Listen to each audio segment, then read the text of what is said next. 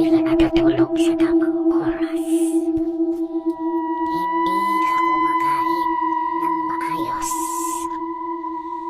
Puro chichirya yung kinakain mo. Gusto mo bang ikaw na lang ang kainin ko? Kapag di ka pa natulog, bata, lalabas ako sa cellphone. Kukunin kita. Kaya matulog ka na, bata.